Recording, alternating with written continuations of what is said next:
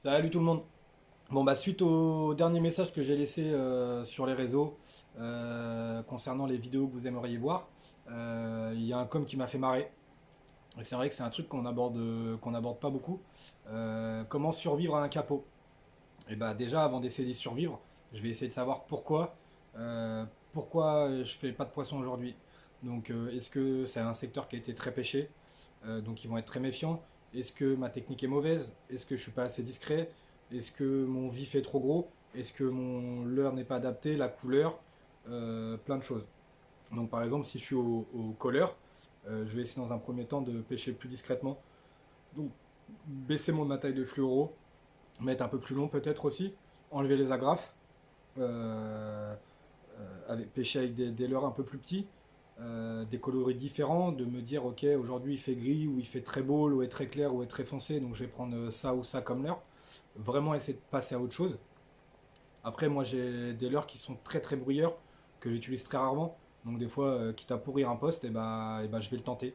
Je vais sortir un leurre qui fait un bruit de ouf, et je vais me dire bah de toute façon le poste ça fait une demi-heure que je suis dessus, il n'y a rien, enfin les poissons sont là mais ils tapent pas, et bah plutôt que les attirer, je vais essayer de les faire déclencher par agressivité, ce qui peut donner des bonnes surprises aussi. Euh, Après, si je suis colleur, je vais essayer de trouver un mec qui est en train de pêcher au feeder ou un mec qui est en train de pêcher au coup, et de me dire tiens, essayer de négocier quelques vifs avec lui, et après je vais me mettre au bouchon ou au fireball. Euh, et changer ma technique, hein, éteindre mon écho, parce que les poissons ils connaissent la chanson un peu, hein. Euh, Repérer le poisson et le fond, et savoir dans quelle couche d'eau il est, me décaler, préparer mon matos et revenir tranquillement avec tout éteint, juste à l'électrique. Il faut vraiment avoir une approche discrète. Des fois, ça va être vraiment mon approche dans l'eau que je vais essayer de soigner quand je lance mon leurre, par exemple, que ça fasse pas un plan. Vraiment avoir une approche, une impact dans l'eau assez douce, quitte à lancer moins loin, essayer de lancer moins comme un bœuf, vraiment avoir une entrée dans l'eau qui fasse le moins de bruit possible. Euh, Plein de petites choses comme ça. Après, bah, quand ça veut pas, ça veut pas.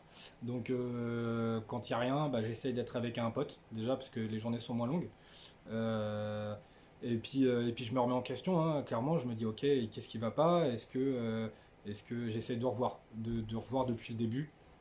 Après, il y a des jours, bah, ça veut pas, ça veut pas. Surtout quand on pêche qu'une espèce de poisson. Autant quand on va pêcher le broc, on va peut-être avoir une chance de taper une perche ou un sangre ou une connerie comme ça, vice versa. Euh, quand on pêche le silure, ah, on peut tomber sur un broc qui a un peu la dalle. C'est clair que ça m'est déjà arrivé de me faire éclater des leurres par des brocs de 50 ou de 70. C'est plus rare, mais ça arrive. Ça m'est arrivé aussi de taper des bouts de cendre, hein, sur des montages verticales, là, des petits bouts de cendre qui passaient. Là, tu t'as pas fait un silure, là, tu prends une micro tape, tu remontes, là, tu as un pins de 40 centimètres. Tu te dis, il a tapé un leurre de 25-30 et il en fait 40. Le leurre est plus lourd que le poisson.